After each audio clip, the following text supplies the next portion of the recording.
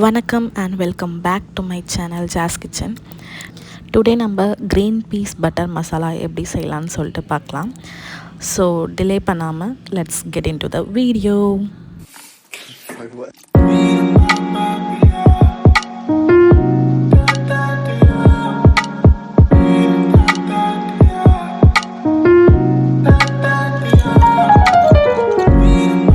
First நம்ம stove on பண்ணிட்டு ஒரு பேன் எடுத்து வச்சுக்கோங்க. பேன் நல்லா ஹீட் ஆனோடனே 1 டீஸ்பூன் பட்டர் போட்டுக்கலாம். பட்டர் நல்லா மெல்ட் ஆகணும். நெக்ஸ்ட்டு 3 டீஸ்பூன் ஆயில் போட்டுக்கோங்க. ஆயில் நல்லா ஹீட் ஆனோடனே 4 வெங்காயம் எடுத்திருக்கேன். அதை பெருசாக நறுக்கி போட்டுக்கோங்க. ஏன்னா நம்ம அரைக்க தான் போகிறோம். ஸோ அதனால் பெருசாகவே நறுக்கி போட்டுக்கலாம். அது கூட 2 பச்சை மிளகாவை 2ஆக கீறி போட்டுக்கோங்க. அதை எல்லாத்தையும் சேர்த்து நம்ம நல்லா வதக்கி எடுத்துக்கலாம். நல்லா ஒரு லைட் கோல்டு கலரில் வர அளவுக்கு நீங்கள் வதக்கி எடுத்துக்கோங்க. நம்ம வதக்கிறப்பே தேவையான அளவுக்கு கல் உப்பு போட்டுக்கோங்க. கொஞ்சம் கோல்டாக வந்திருக்கு. நெக்ஸ்ட்டு நான் ஒரு 3 தக்காளி போடுறேன். தக்காளியுமே நீங்கள் பெருசாகவே போட்டுக்கோங்க. அதையும் சேர்த்து நம்ம நல்லா வதக்கிக்கலாம். ஒரு 5 to 7 மினிட்ஸ் நீங்கள் நல்லா வதக்குங்க. கொஞ்சம் வதங்கின உடனே நம்ம ஒரு 2 டீஸ்பூன் சில்லி பவுடரும் நெக்ஸ்ட்டு 1 டீஸ்பூன் டர்மரிக் பவுடரும் நம்ம ஆட் பண்ணிக்கலாம். அதை எல்லாத்தையும் சேர்த்து கலந்து விட்டுக்கோங்க. தூள் ஸ்மெல் போகிற அளவுக்கு நீங்கள் நல்லா கலந்து விட்டுக்கோங்க. இந்த பதத்துக்கு வந்தோடனே நம்ம ஸ்டவ்வை ஆஃப் பண்ணிக்கோங்க. ஸ்டவ்வை ஆஃப் பண்ணிவிட்டு ஒரு மிக்சரில் ட்ரான்ஸ்ஃபர் பண்ணிக்கோங்க. அதை நம்ம கிரைண்ட் பண்ணி எடுத்துக்கலாம். ஒரு பேஸ்ட் கன்சிஸ்டன்சியில் உங்களுக்கு வரணும். இப்போ நான் கிரைண்ட் பண்ணி எடுத்துட்டேன். இந்த பதத்துக்கு தான் எனக்கு கிடைக்கணும். நெக்ஸ்ட்டு திரும்பவும் ஸ்டவ் ஆன் பண்ணிக்கோங்க.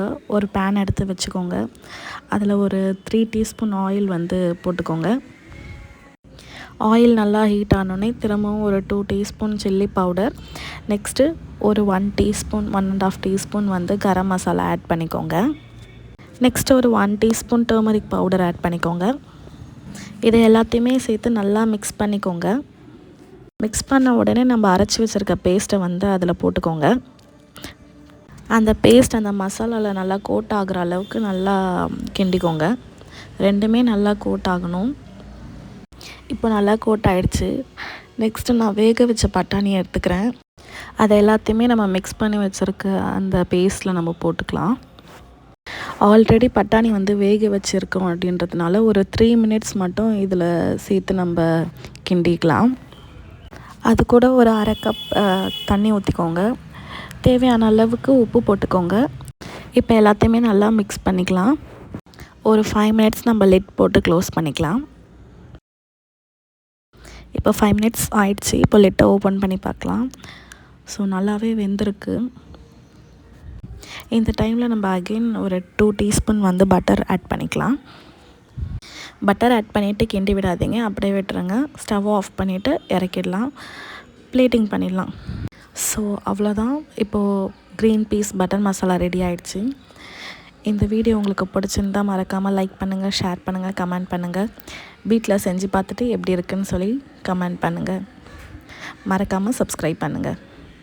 நெக்ஸ்ட் வீடியோவில் நான் மீட் பண்ணுறேன். டாடா, பாய் பாய்.